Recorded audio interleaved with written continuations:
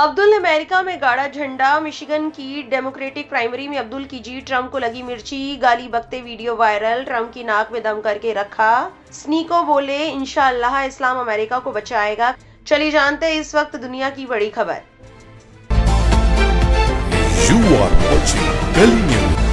America में Michigan की democratic primary में डॉक्टर अब्दुल अल सैयद ने जीत हासिल कर देश की राजनीति में नई बहस छेड़ दी है।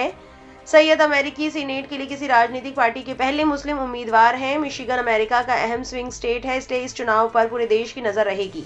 स्विंग स्टेट का मतलब है कि जीत किसी भी पार्टी को मिल सकती है, लेकिन सैयद की उम्मीदवारी से अमेरिकी राष्ट्रपति डोनाल्ड ट्रंप नाराज हैं। हालांकि ऐसी ही नाराजगी ट्रंप ज़ोहरान ममदानी को लेकर दिखाते थे, लेकिन ममदानी न्यूयॉर्क के मेयर बने और अपनी नीतियों के अनुसार ही काम कर रहे हैं। ट्रंप ने सैयद को कम्युनिस्ट बताया और कहा कि वो यहूदी और इजराइल से नफरत करते हैं। ट्रंप ने बुधवार को एक कार्यक्रम में अल सैयद के इजराइल के बारे में रुख की भी तीखी आलोचना की। उन्होंने दावा किया कि नवंबर के चुनाव में अल सैयद रिपब्लिकन उम्मीदवार माइक रोजर्स से हार जाएंगे। CNN के मुताबिक अब्दुल अल सैयद ने कभी सार्वजनिक रूप से ये नहीं कहा कि वो यहूदियों से नफरत करते हैं। हालांकि उन्होंने गाजा युद्ध के दौरान इजरायली सरकार पर जनसंहार का आरोप लगाया था। वो इजराइल को दी जाने वाली अमेरिकी सहायता बंद करने के पक्ष में है और उन्होंने ये भी सवाल उठाया है कि क्या इजराइल को एक यहूदी राष्ट्र के रूप में बने रहने का अधिकार है। बुधवार को अल सैयद ने यहूदी मतदाताओं को भरोसा दिलाने की कोशिश की। उन्होंने कहा कि वे उनकी सुरक्षा के लिए प्रतिबद्ध है और यहूदी विरोध की निंदा करते हैं। अब ये भी जान लीजिए अब्दुल अल सैयद से क्यों खफा है ट्रंप। लास वेगास में एक कार्यक्रम के दौरान ट्रंप ने कहा वो यहूदी और इजराइल से नफरत करते हैं, वो नफरत से भरे हुए शख्स है। अब वो कह रहे हैं कि मैं सबसे प्यार करता हूं, लेकिन ऐसा नहीं है। उन्हें सत्ता में आने दीजिए, फिर आपको पता चल जाएगा कि वे किससे प्यार करते हैं। ट्रंप ने कहा कि अल सैयद की राजनीति से गंदगी, अपराध, मौत, तबाही और शर्मिंदगी आएगी। उन्होंने कहा आप अपना घर खो देंगे, अपना अपार्टमेंट खो देंगे, कम्युनिस्ट हमें 100% उसी दिशा में ले जाएंगे। जब मैं अब्दुल को देखता हूं तो लगता है कि वो पूरी तरह बकवास से भरे हुए हैं। ट्रंप ने ट्रूथ सोशल पर भी सैयद की आलोचना की।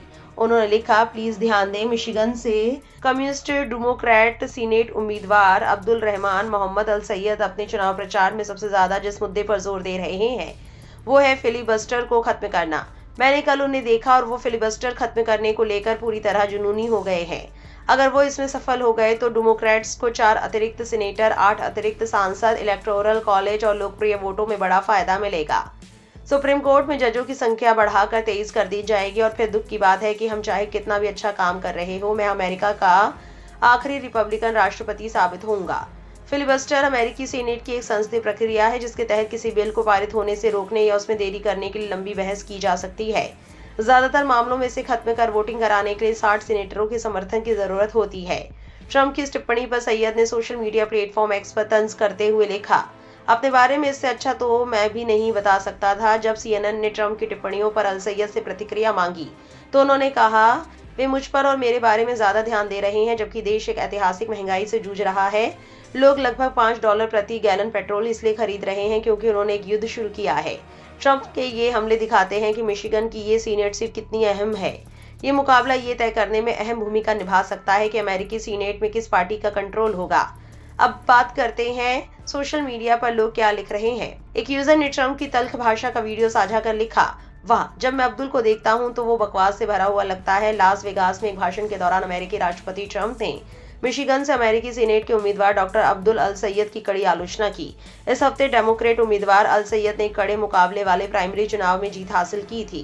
राष्ट्रपति ने अल सैयद पर डेमोक्रेटिक कम्युनिस्टों की उस लहर का हिस्सा होने का आरोप लगाया जो चुने जाने पर अमेरिका को नुकसान पहुंचाएंगे।